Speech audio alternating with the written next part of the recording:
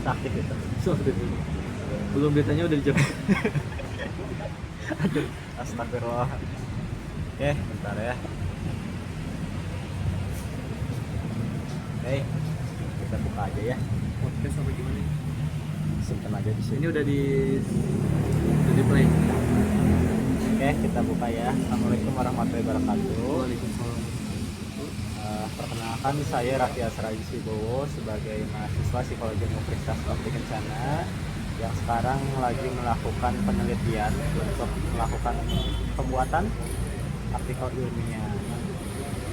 Terima kasih atas persediaannya untuk dilakukan wawancara kepada saudara. Oke, langsung saja ya. Boleh. Oke, untuk yang pertama-tama dan paling awal, saya mau bertanya terkait seberapa sering Anda menggunakan AI dalam perkuliahan. Cukup sering, bisa dibilang sering banget. Hampir setiap mata kuliah yang aku pelajari itu ada. Ini apa? Setiap mata kuliah yang aku pelajari juga itu aku coba integrasikan juga sama AI. Karena emang AI menurutku tuh is my partner gitu. Jadi kayak untuk partner belajar, apalagi untuk sekarang kan di dunia perkuliahan, perkampusan yang dimana kita tuh nggak cuma dapetin teori adanya dari dosen, akan tetapi kita juga harus mengembangkan lagi, mengulik lagi dan sebagainya. Nah itu AI itu sangat membantu bagi saya. Jadi sering banget ya. Sering banget. Selanjutnya, menurut pemahaman Anda, bagaimana sebenarnya cara kerja AI dalam menghasilkan jawaban untuk membantu tugas-tugas kuliah? Baik. AI itu kita tergantung AI apa dulu yang dipakai, karena ada beberapa juga platform yang bisa dipakai, contohnya kayak kita ambil aja Gemini ataupun ChatGPT dan sebagainya, yang dimana AI ini biasanya merujuk jawabannya itu dari beberapa sumber. Dari kalau Gemini sendiri mereka punya search dari Google, yang dimana ketika kita menanyakan suatu hal, tentunya si AI ini tuh akan mencari tahu dari berbagai sumber di Google, lalu merekap semuanya itu menjadi salah satu jawaban yang utuh. Berarti kalau kesimpulannya itu dari database-nya Google. Dari database-nya Google.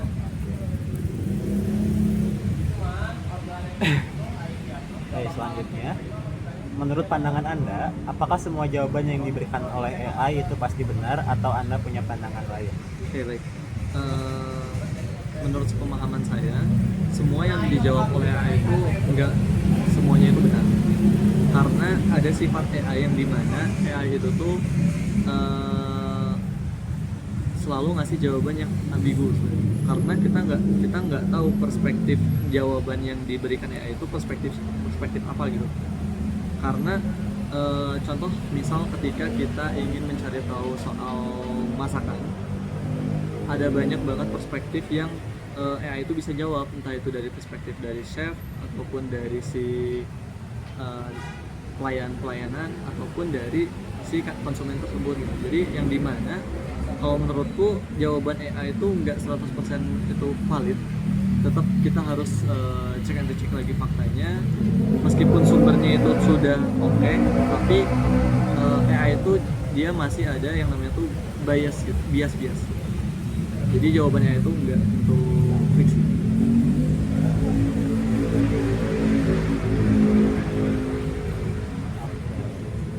Kan tadi jawabannya itu 100%, nggak 100% itu jawabannya pasti benar ya? Ya 100%. Berarti itu tuh berlaku untuk semua jawaban kah, termasuk hal-hal yang sederhana? Hal ini menurut saya berlaku sih. Berlaku.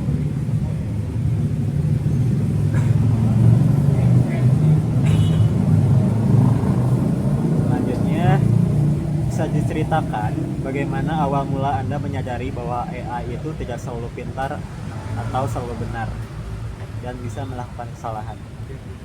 Saya mulai pakai AI itu di SMK seingat saya di SMK. Waktu itu saya coba ngerjain tugas itu karena mungkin lagi belum hype, sebenarnya belum hype, tapi saya udah tahu dulu sumbernya, lalu saya coba. Dan ketika saya coba untuk si AI ini tuh mengerjakan soal matematika, ternyata ada suatu kesalahan yang dimana jawaban hasil dari AI itu nggak sama dengan apa yang diterangkan oleh guru gitu. Yang dimana berarti di sini kita tahu bahwasannya AI ini tuh nggak senantiasa mereka tuh bisa menjawab apa yang kita tanyakan gitu. Jadi ibaratnya mah AI ini tuh sebagai hanya referensi atau sebagai open minded biar kita tuh arah berpikirnya tuh ke sini loh. Jadi apa ya, sebagai alur. Jadi ketika kita bingung untuk mulai berpikirnya itu seperti apa, nah AI ini bisa membantu kita untuk awal-awal kamu bisa pikirin dulu, sampai akhirnya kita balik lagi, kita bisa menggunakan apa namanya itu skill kita dalam berpikir. Itu yang utama sih, jadi nggak 100% kita harus pakai AI gitu. Asal lo harus pakai AI. Iya, harus pakai AI. Tadi sebelumnya kan saudara bilang sering pakai ya, tapi setelahnya itu pas selalu itu tuh saat-saat apa aja tuh yang nggak selalu itu tuh? Maksudnya tuh kita tuh nggak boleh selalu percaya sama AI, karena meskipun saya sering pakai, tapi tetap ketika kita sering pakai itu pasti kita tuh melihat ada suatu hal yang ibaratnya berpola gitu. Jadi yang dimana kita tahu bahwasannya si AI ini tuh menjawab suatu hal dengan sumber dan juga data yang valid itu ketika apa, dan kalau misalkan si AI nya tuh rada ngaco itu ketika apa, itu kayaknya by experience juga bakal ketahuan. Jadi semakin banyak pengalamannya semakin sadar gitu ya, Iya. kalau ada kesalahan dari AI. Betul. Oke.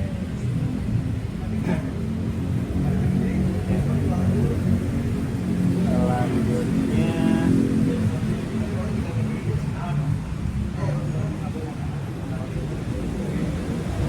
pernah nggak Anda merasa jawaban AI ini tuh kayak lempeng banget, kaku, atau cuma mendukung satu sudut pandang aja? Pernah, karena Gimana Anda bisa nggak akan atau sadar akan hal itu? pertama di AI sendiri itu kalau kita buka settingan itu ada yang namanya tuh personalisasi. Jadi kita bisa membentuk si AI ini tuh mau seperti apa ya.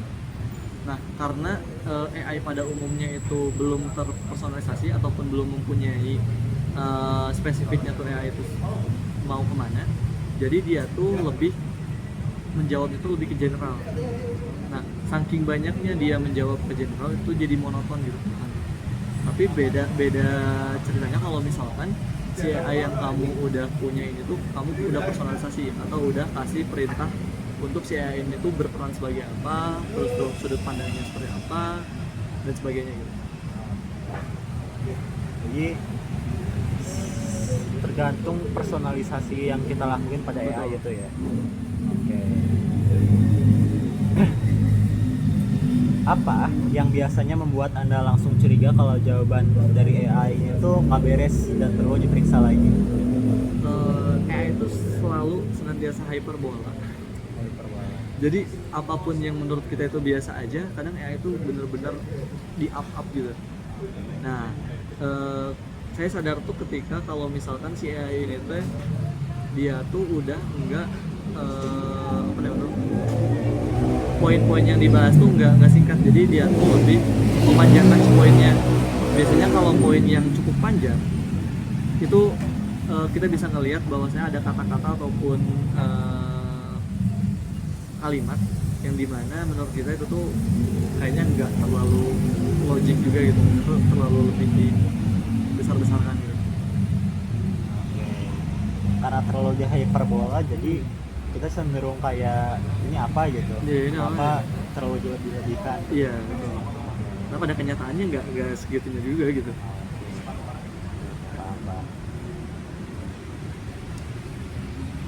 Apa hal pertama yang Anda lakukan tepat setelah AI selesai menuliskan jawaban yang Anda minta? pertama pastinya saya cari tahu dulu apakah jawaban yang dari AI itu valid atau enggak, atau bisa dipercaya atau tidak. Terus yang kedua, tentunya saya coba untuk mencari dari berbagai sumber lainnya juga untuk memastikan bahwasannya apakah jawaban ini tuh konsisten ataupun tidak. Karena ada jawaban yang dimana ketika kita pakai AI A itu jawabannya tuh A, tapi ketika kita pakai AI yang B dia jawabnya juga B. Jadi kan ini jawaban A dan B itu nggak sama ya. Jadi kita harus tahu dulu kira-kira referensi atau banyaknya orang tuh mereka tuh lebih dominan milih jawaban yang mana gitu. Nah berarti itu yang harus kita keep gitu. Jadi dibandingkan dengan berbagai banyak referensi. Oke, dibandingkan dengan banyak referensi ya. Dari sesama AI kah atau dari sumber literatur lain? Bisa dari sesama AI ataupun kita bisa langsung coba search sendiri, kita jelajahi sendiri dan sebagainya.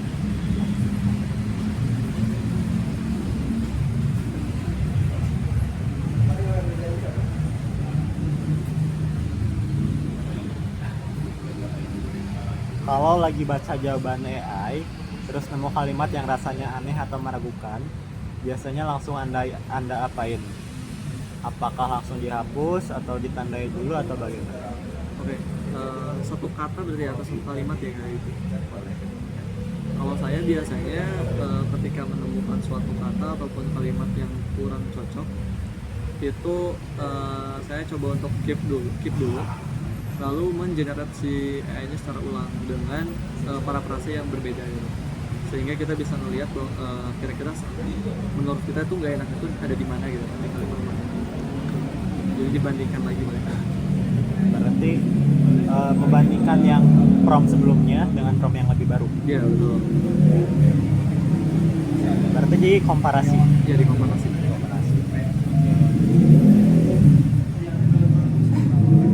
Nah, kalau AI memberikan jawabannya sangat panjang, bagaimana cara Anda menemukan inti atau poin-poin penting di dalamnya? Tergantung konteks yang mau kita dapatkan tuh apa dulu gitu. Contoh ketika kita ingin menemukan sebuah jawaban tentang 1+1 sama dengan 2 misalkan, otomatis yang kita lihat itu kalimat akhirnya. Jadi apakah kalimat akhirnya itu ini sudah menjawab atau belum, ataupun kita hanya secara singkat aja nyari kata kuncinya. Misal kata kunci yang kita butuhkan di suatu soal itu tuh seperti ini. Nah, jadi kita lihat dulu dari paragraf 1 sampai akhir sekilas kira-kira ada nggak kata kunci itu.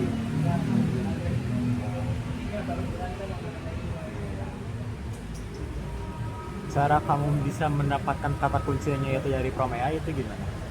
Misal ketika kita ingin ngobrolin soal financial technology misal, nah kita tuh ingin tahu sejarahnya tuh seperti apa. Akhirnya kita nge-prompt, lalu yang kita baca tuh pastinya tentunya kalau itu ada latar belakangnya dulu, terus tuh rumusan masalah dan sebagainya, sampai akhirnya baru ke intinya. Nah sedangkan yang kita ingin cari tahu tuh kan lebih tepatnya lebih ke intinya langsung. Jadi kita cari tahu dulu, pertama kan kita pingin tahu tanggalnya, otomatis kita harus langsung lihat kira-kira ini tanggalnya yang mana.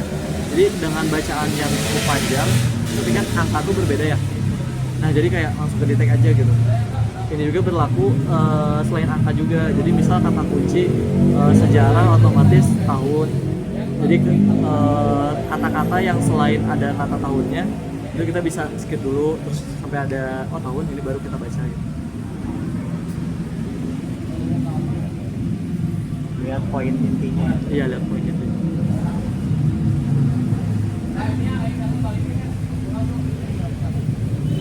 Bagaimana cara Anda merangkum atau mengelompokkan penjelasan AI yang panjang agar lebih mudah Anda pahami sendiri?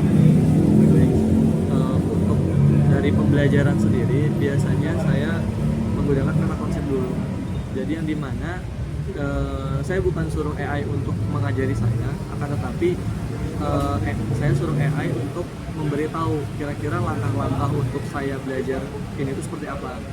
Jadi saya lebih spesifiknya tuh di awal membuat kerangkanya terlebih dahulu, baru kita coba pelajari gitu. Misal kita cari gimana sih caranya pembuatan permen. Nah nanti AI itu dia memberikan suatu jawaban kerangkanya dulu. Jadi sebelum kita mencari permen tuh kita harus tahu dulu definisinya, terus ininya dan sebagainya. Nah dari kerangka-kerangka yang sudah AI buat, baru kita turunkan lagi jadi ke definisi AI itu seperti apa jelasnya, terus untuk cara pembuatan itu seperti apa jelasnya kayak gitu. Berarti secara berurutan ya, dari Iya, yang paling terkecil sampai yang mulai kompleks gitu ya. Betul.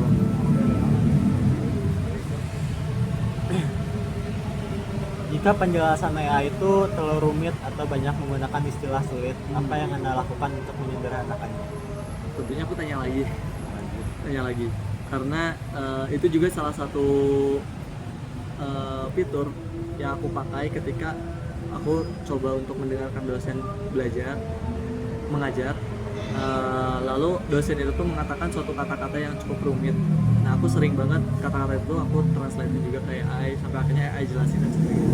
Jadi kalau AI-nya itu bikin kata-kata yang cukup rumit, tentunya aku tanya lagi juga kira-kira kata-kata itu artinya apa gitu. Bertanya lagi ya, Iya, tentang bertanya penjelasan ulang berarti. Iya.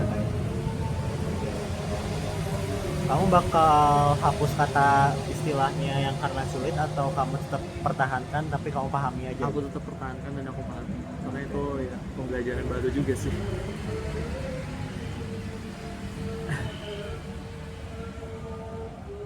Oke. Selanjutnya, bagaimana cara Anda menghubungkan informasi atau penjelasan baru dari AI dengan materi yang pernah dijelaskan oleh dosen di kelas? Oke. Kalau saya sendiri lebih ke kita tarik benang merahnya dulu. Jadi ketika dosen menjelaskan soal topik A, B, C, D, itu ketika kita ingin coba belajar ulang dengan AI-nya, kita harus tahu dulu apakah topik yang dijelaskan oleh AI ini tuh ada isi dari A, B, C, D ini atau tidak gitu. Kalau ada berarti otomatis oke, kita menemukan suatu hal yang sama nih, baru kita tarik benang merahnya, kita pelajari itu lebih lanjut, lebih kembangkan gitu. Tarik dari benang merahnya ya? Iya, tarik dari benang merahnya.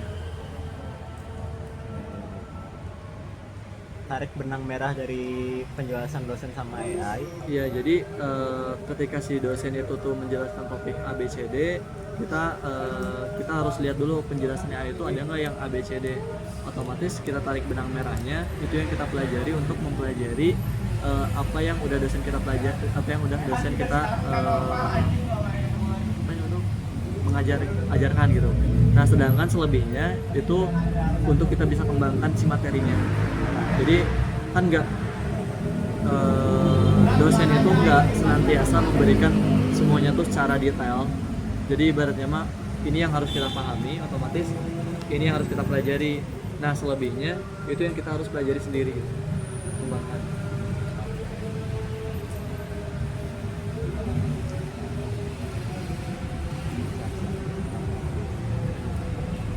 Terus ada nggak sih suatu masa gimana kamu tuh merasa, oh ternyata maksud dari dosen tuh kayak gini, oh ternyata maksud dari materi kuliah itu kayak gini gitu dari penjelasannya?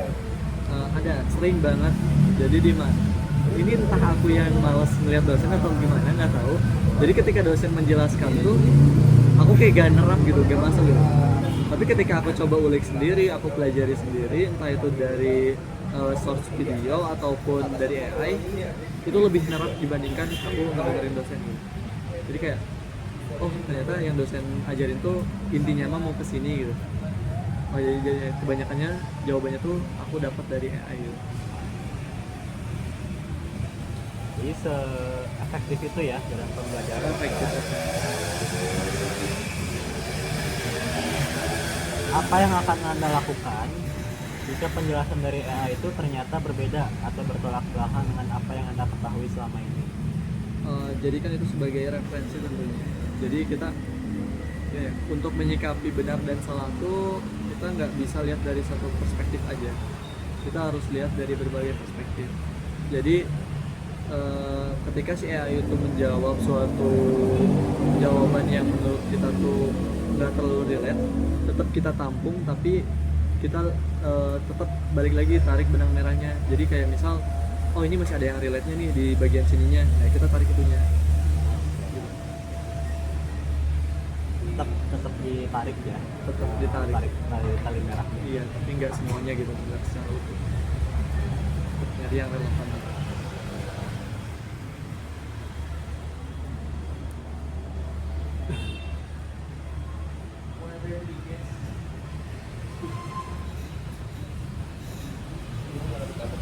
Bagaimana jawaban dari AI membantu Anda membuat coretan atau rancangan awal sebelum Anda mulai menulis tugas? Aku biasanya pakai Gemini, balik lagi di Gemini itu atau lama kita ganti deh notebook LM. Di notebook LM tuh aku biasa pakai ketika aku mau coba untuk ujian, karena aku tuh tipe mahasiswa yang sistem kebut semalam ya, jadi aku semua ngerangkum hasil dari, biasanya kan dosen tuh ngasih PPT ya, PPT-nya aku semua kirim ke notebook LM dan itu dijadikan sumber oleh si notebook LM tersebut. Nah, bedanya notebook LM dan Gemini itu di mana ketika Gemini menjawab tuh by sumber search Google, tapi di notebook LM tuh beda. Dia ngejawabnya lebih ke apa yang kita berikan, sumber apa yang kita berikan. Nah, itu yang ngebuat bahwasannya si notebook LM itu bisa lebih spesifik dalam menjawab suatu pembelajaran. Nah, di notebook LM juga ada fitur yang tadi peta pikiran. Ketika kita menggunakan fitur peta pikiran itu, kita tahu gimana sih cara kita untuk mempelajari materi ini, mulainya dari mana, startnya dari mana, sampai step by stepnya itu seperti apa gitu. Karena ada peta pikiran. Dan banyak banget fiturnya, entah itu kita bisa buat PPT dari ringkasannya, ataupun kita bisa buat desain infografis dari itu sumbernya dan sebagainya. Banyak banget gitu. Itu tuh AI-nya itu sebagai rancangan awal aja kan, atau AI-nya sebagai apa ya, ibaratnya mah yang memberikan kita tuh gambaran awal. Jadi dari AI-nya tuh, oh gini loh gambaran awalnya ketika kamu ingin mempelajari suatu materi itu. Nah, baru kita coba ulik lagi ulang secara sendiri gitu, secara mandiri. Step by stepnya tetap saya ambilnya dari AI gitu. Karena kan kadang ketika kita ingin mempelajari suatu hal tuh kita bingung mulainya dari mana, step by stepnya seperti apa. Takutnya nanti ketika kita pelajari ya kita loncat gini materinya, takutnya dasarnya belum kepegang tapi kita udah mempelajari yang advance-nya gitu. Nah, dengan adanya AI itu dia bisa ngebantu untuk kita tuh belajar tuh dari mana, alurnya seperti apa, terus tuh step by stepnya tuh setelah belajar ini lagi, belajar nextnya apa gitu.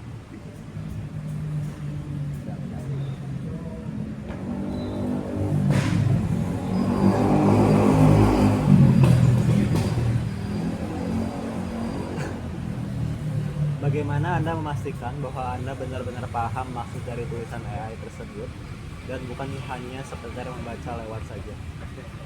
Tentunya kita harus memahami si materinya juga, karena tanpa kita tahu si materinya itu seperti apa, tentunya kita iyain aja gitu.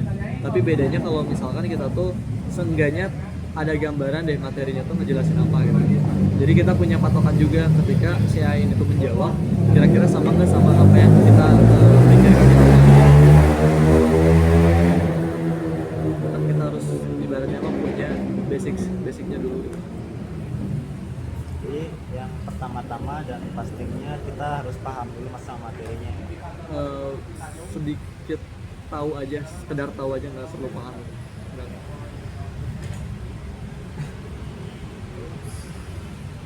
Selanjutnya,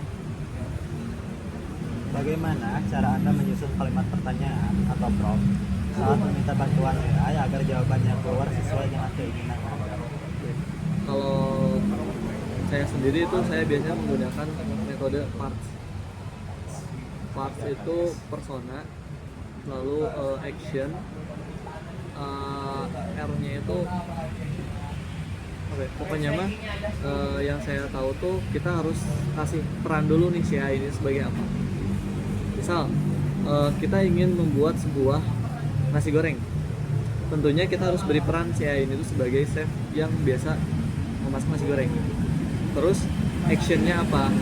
Actionnya itu kita ingin si AI ini tuh melakukan apa gitu. Misal membuatkan resep, otomatis setelah dikasih peran kita minta si AI-nya tuh buatkan resep untuk si membuat resep tersebut. Terus kita kasih referensinya. Nah, misal referensinya tuh nasi gorengnya harus mirip kayak Chef Juna atau mirip Chef Arnold gitu.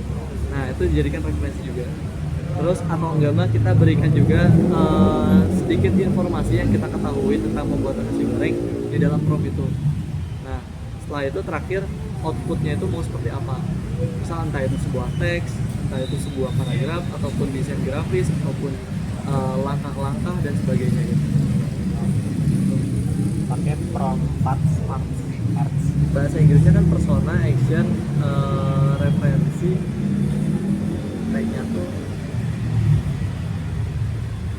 Nah itu lupa lagi, pokoknya kalau Indonesianya itu buatin perannya, terus actionnya terus kayak gimana, kasih informasi atau referensi, baru outputnya itu harus seperti apa gitu.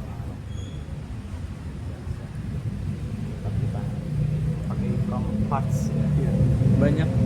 Banyak sih prompt yang bisa dipakai selain part juga. Cuman pada intinya kita harus kasih peran dulu, itu paling harus banget. Kita kasih perannya dulu. Terus kita harus kasih kejelasannya juga outputnya seperti apa dan referensinya seperti apa. 3 itu dulu. 3 poin itu yang harus banget. Sisanya mah bisa dikembangkan lagi. Ada 3 ya utama. Utamanya. Selanjutnya, jika jawaban pertama dari AI itu terasa kurang memuaskan, apa yang biasanya Anda tanyakan lagi setelah? Kita coba regenerate dulu. Jadi kalau misalkan si jawaban pertama itu cukup melenceng jauh, kita coba ulang lagi. Kira-kira apakah dia bakalan memperbaiki jawaban yang sudah dia tanyakan sebelumnya, atau masih tetap sama konteksnya. Kalau misalkan masih tetap sama, tentunya kita buat pengulang. Tapi untuk awalnya kita regenerate dulu. Jadi dicoba ulang lagi ya si generate AI-nya. Di regenerate. Iya, regenerate.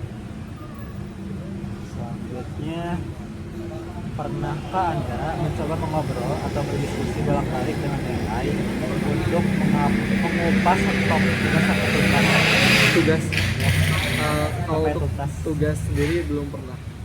Tapi biasanya aku pakai ketika aku ingin latihan coba public speaking, ataupun latihan coba wawancara, latihan jadi narasumber dan sebagainya, itu biasa aku pakai AI. Tapi kalau misalkan untuk tugas matkul kuliah itu mata kuliah itu nggak pernah. Ya, biasanya aku lebih ke teks uang tugas. Berarti nggak benar-benar dikupas sampai tuntas. Nggak pernah. Itu gimana aja? Apa awalnya aja kah? Untuk ngobrol ya, lebih ke kita tuh kalau membaca itu kan kadang suka bosan ya, jadi pingin suatu hal yang interaktif. Makanya biasanya kalau misalkan udah jenuh, baru kita coba pakai yang ngobrol langsung, podcast. Nah tapi aku nggak biasa pakai juga, biasanya pakai kalau misalkan ya tadi mau latihan ataupun apapun itu. Tapi untuk tugas sendiri aku biasanya langsung by text, jadi nggak pernah kita coba ngobrolin tugas secara langsung tektokan sama AI-nya.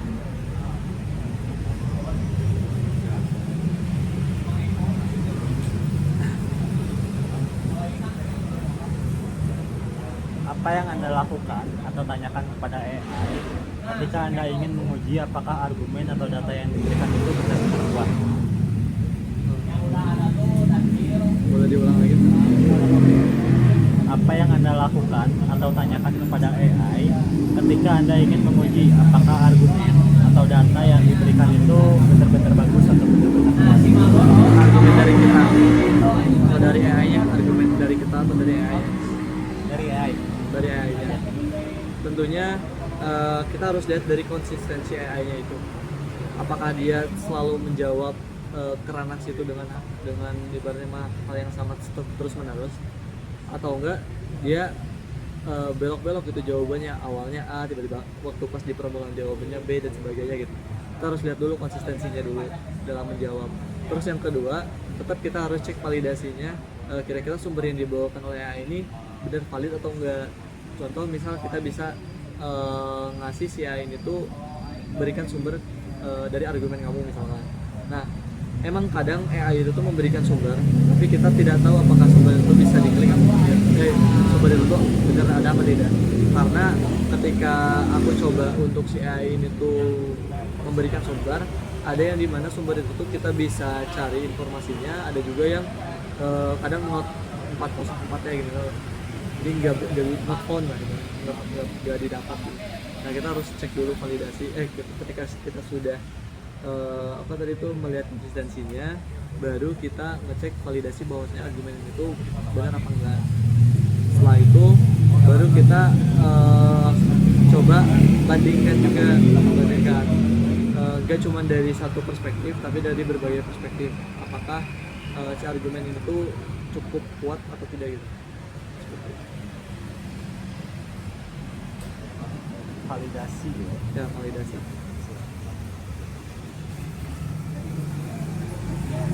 Bagaimana Anda memanfaatkan AI untuk memunculkan ide-ide lain yang mungkin belum pernah terpikirkan oleh Anda sebelumnya?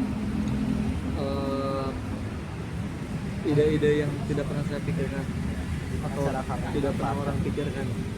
Kamu pikirkan? Aku pikirkan lebih ke kadang aku suka cari tahu topik tertentu. Misal aku tuh suka di bidang financial technology misalnya. Nah, kita harus cari tahu dulu financial technology itu seperti apa, terus inovasinya itu seperti apa.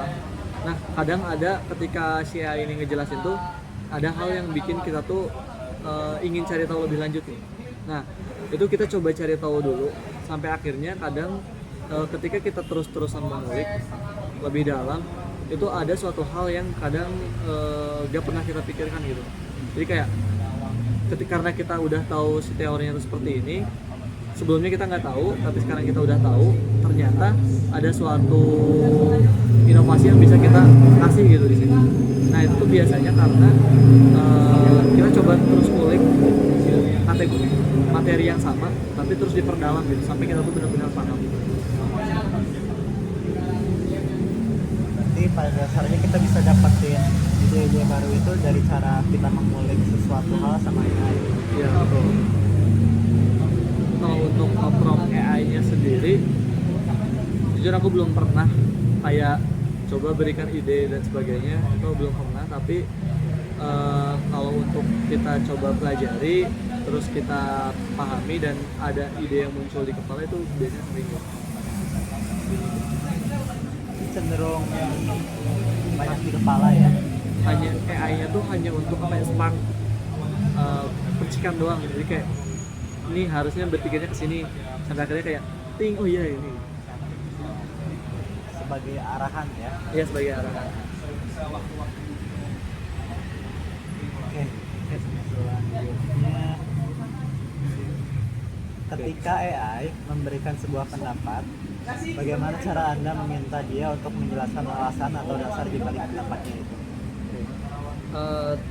Kita tentunya tadi kan di prompt awal kita harus nge-prompt dulu perannya itu seperti apa. Tentunya berarti jawaban yang dia berikan itu sesuai dengan peran yang kita berikan. Jadi tergantung jawaban yang AI berikan itu balik lagi disesuaikan dengan prompt yang kita kasih. Kalau misalkan prompt yang kita kasih asal-asal, tentunya ya AI itu juga jawabnya general. Tapi kalau misalkan prompt yang kita kasih itu secara spesifik, pasti si AI itu menjawabnya juga secara spesifik gitu.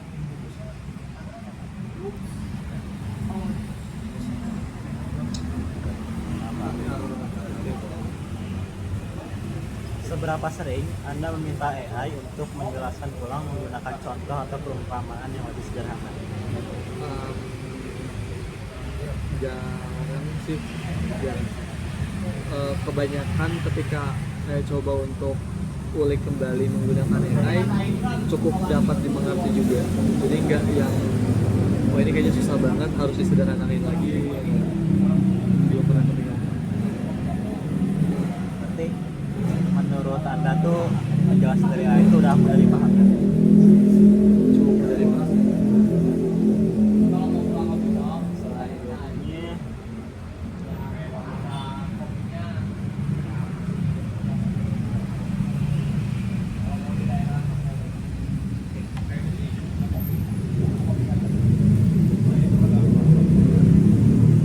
bagaimana Anda menilai apakah gaya bahasa yang digunakan oleh AI itu udah cukup sopan, udah rapi, atau udah pantas gitu untuk kuliah, tugas kuliah, atau sebaliknya kurang cocok bahasanya sama dosen. Nah itu biasanya tuh bagian mana yang paling sering Anda ubah bahasanya? Kalau untuk bahasa sendiri atau output bahasa yang diberikan oleh AI, ini balik lagi ke materi yang tadi yang personalisasi. Ketika si AI itu udah dipersonalisasi atau punya peran sebagai mahasiswa, tentunya si AI ini tuh cenderung mereka tuh menjawab sesuai dengan perspektif mahasiswa gitu. Tapi balik lagi kalau misalkan kita kasih peran si AI ini tuh sebagai dokter, pasti jawaban-jawaban yang diberikan AI ini tuh secara saintis atau secara ilmiah gitu. Dan begitupun kalau misalkan kita kasih peran si AI ini sebagai ustadz, pastinya lebih ke agama-agama gitu. Kayak gitu.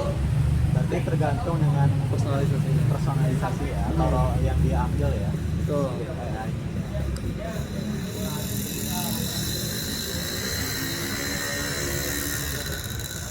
Bagaimana cara Anda memilih bagian mana dari tulisan AI yang mau diambil dan bagian mana yang mau dibuang karena tidak penting? Pembahasannya kita harus lihat dulu apakah sebuah kalimat ini tuh udah mencakup seluruh pembahasannya atau enggak. Kadang AI itu dia ngejelasin tentang topik A terus secara panjang banget, tapi ternyata kita tuh hanya cuman butuh satu baris doang kan. Karena barisan berikutnya tuh kayak cuman mengulang-ulang lagi topik yang sama kan, tetapi apa namanya itu ya, kalau ini mah diparafrase lagi gitu. Nah biasanya aku lihat dulu apakah kalimat itu sudah mencakup seluruh jawabannya atau enggak. Kita tuh cek dulu apakah si teks ini tuh udah cukup untuk menjawab si pertanyaannya gitu. Jadi, gimana standar kamu untuk menilai AI itu tuh udah bagus atau layak jawabannya untuk dimasukkan ke dalam tugas? Pertama-tama AI itu nggak diperuntukkan untuk langsung ngasih output yang apa ya ibaratnya mah. Kalau aku sendiri ya ngerasa bahwasanya AI itu sebagai partner aja gitu. Jadi bukan yang kita harus ngasih suruhan ke AI-nya, nanti semua yang AI kerjain kita ambil gitu. Sama enggak. Lebih ke kalau saya sendiri nganggap AI-nya itu sebagai tools yang bisa kita pakai untuk bertukar pikiran. Ketika kita tidak tahu arah, kita bisa nanyain arah kayak gitu sih. Bukan lebih ke nyari jawabannya. Jadi disimpulkannya berarti bukan sebagai pencari jawaban tapi sebagai Pembuka awal, referensi, ide dan sebagainya. pencari referensi, pencari ide, Partner diskusi. partner diskusi.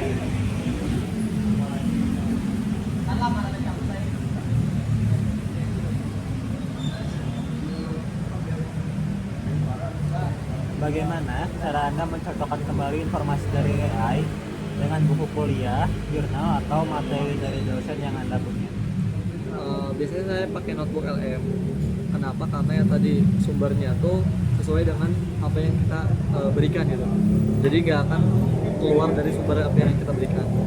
Nah, dengan notebook LM tuh itu bisa lebih dapat jawaban spesifiknya gitu dibandingkan kita pakai Gemini ataupun ChatGPT yang lebih general gitu. Gitu. Cocok banget. Menggunakan notebook LM. Kalau selain notebook LM tuh ada lagi nggak? Saya kurang tahu ya selain notebook LM. Yang saya tahu notebook LM aja. Tapi kalau AI yang sejenis kayak Gemini itu cukup baik banget. Kayak ChatGPT, Gemini, Perplexity, Cloud, DeepSeek dan sebagainya gitu. Tapi untuk yang sejenis notebook LM kayaknya baru notebook LM. Selanjutnya, kalau misalkan seandainya tuh informasi yang diberikan AI itu salah gitu atau merasa jauh, ada nggak sih pengalaman kayak gitu? Ada. Jadi biasanya AI itu cukup kurang akurat ketika mengerjakan soal matematika. Iya. Jadi saya pernah belajar tentang statistika dari dosen. Nah materinya tuh ada materi yang dimana aku tuh kurang paham. Akhirnya aku coba belajar ulang pakai AI. Tapi ternyata apa yang dikerjakan oleh AI itu dia tuh cukup menjanjikannya, jawabannya tuh kayak yang bener gitu. Tapi setelah saya coba cek lagi ke dosennya ataupun cara sharing lagi ke dosennya, ada beberapa perhitungan yang salah gitu ya, yang selain salah juga emang beda gitu, caranya tuh nggak seperti itu gitu. Tapi kalau kita lihat dari output yang AI kasih ya kayak bener-bener aja gitu. Tapi pas dicek ternyata salah gitu.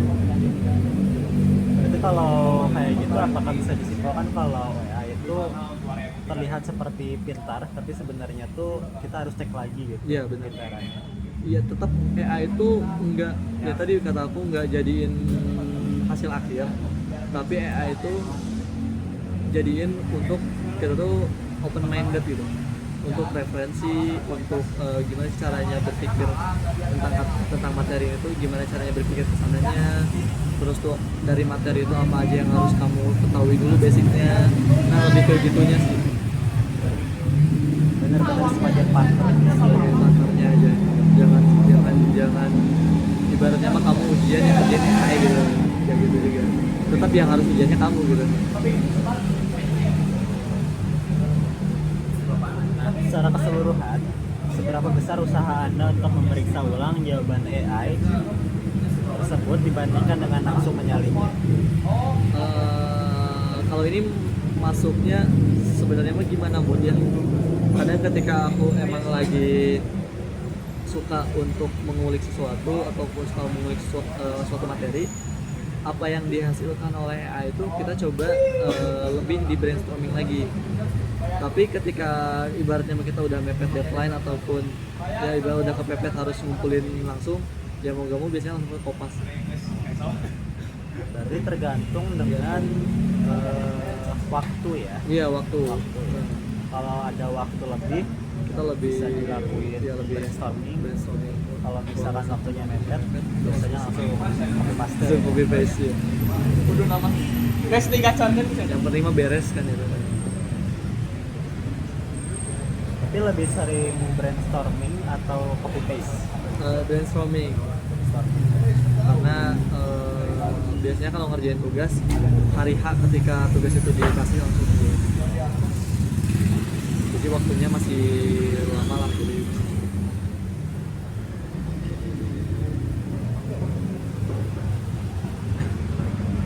Bagaimana proses Anda merangkai atau mencampurkan poin-poin dari AI dengan materi dari buku atau jurnal yang Anda baca sendiri? Mencampurkan poin-poin dari AI dengan materi dari buku atau jurnal. Mencampurkan tentunya tergantung konteksnya dulu, apakah kita mau kembangkan atau hanya kita ingin mencocok logikannya gitu.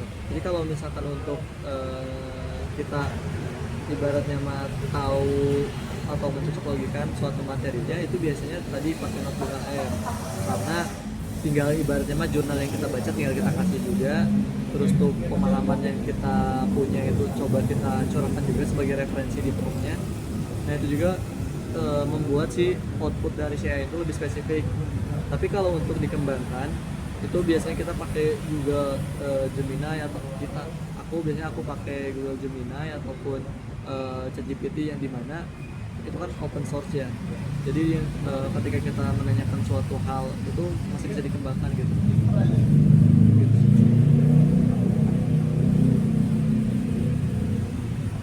Jadi setelah dicampurkan sebenarnya masih bisa kita kembangkan lagi. Betul, tergantung tujuan kita mau kemana dulu. Apakah kita hanya mencampurkan atau ingin si konsep yang aku punya, konsep yang dia punya, ingin dikembangin gitu.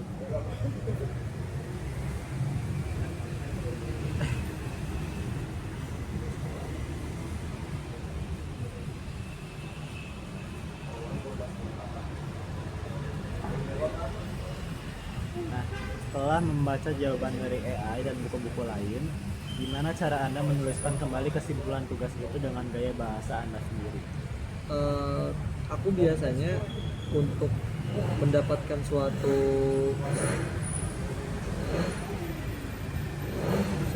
ketika aku mendapatkan output dari AI-nya atau hasil akhir dari AI-nya, itu biasanya aku coba pahami dulu si materinya itu seperti apa. Karena ketika kita paham tentang suatu materi, kita bisa membuat kesimpulan itu tuh ya udah secara langsung gitu. Beda lagi kalau misalkan kita sering banget copy paste dari si AI-nya. Kalau misalkan kita sering banget melakukan copy paste dari AI-nya, kadang ketika kita ditanya suatu materi yang sama, itu kita nggak tahu bahkan awal materinya tuh apa, definisinya apa dan sebagainya. Jadi yang harus kita lakukan adalah kita pahami dulu. Ketika kita sudah paham, baru kita bisa menyimpulkan. Jadi yang pertama-tama kita harus paham sama materinya ya. Iya, betul. Kita paham dan bisa menggunakan bahasa kita sendiri dalam menjelaskan. Betul. Kita harus paham. Karena kalau ya, tadi kalau dijadiin apa ya, kalau cuma dipakai untuk sekedar menyalin jawaban, ya kita sama aja kayak cuma ngebuang waktu aja gitu. Kita nggak tahu apa-apa, nggak ada ilmu yang masuk. Kita hanya ingin mencari jawaban yang cepat aja gitu. Oke. Selanjutnya, bagaimana Anda menjaga agar tugas kuliah Anda tetap memperlihatkan bahwa ini adalah hasil pemikiran asli Anda dan bukan hasil buatan AI seperti Ini boleh share dapur gitu. boleh ya? Tapi nggak ini kan. Biasanya aku tuh ada satu AI lagi, AI yang dimana AI-nya tuh bisa lolos cek AI detektor atau bisa memparafrase suatu kalimatnya, yang dimana biasanya aku pakai itu juga ketika aku sudah coba susun ulang jawaban dari AI-nya, lalu aku coba kembangkan lagi dan sebagainya sampai hasil akhirnya jadi sampai akhirnya ada hasil akhir. Aku coba cek dulu juga kalau ketika aku membuat makalah atau suatu artikel, itu biasanya dari Turnitin ya, cek dulu Turnitinnya apakah itu terdeteksi plagiarisme ataupun AI detector gitu. Nah, aku biasanya pakai tools yang dimana si tools ini tuh bisa aku pakai untuk memparafrase lagi si jawabannya sesuai dengan apa yang aku ingin. Misal aku ingin si jawaban ini tuh kesannya lebih ke anak-anak Gen Z, otomatis nanti si AI ini tuh memparafrase si paragraf ini tuh menjadi suatu kosakata yang emang apa ibaratnya satu style gitu dengan apa yang kita ingin. Jadi cenderung dari AI kita Kita gunakan lagi. AI lain lagi Iya. biar bahasa atau kita parafrasenya itu pakai AI yang lain lagi. Betul. Itu kalau panjang banget ya. Tapi kalau misalkan kita hanya ingin menjawab suatu jawaban yang singkat ataupun dapat dijelaskan, itu lebih tepatnya tadi cukup dipahami aja materinya, nanti juga kita bisa menjelaskan secara tersendirinya gitu.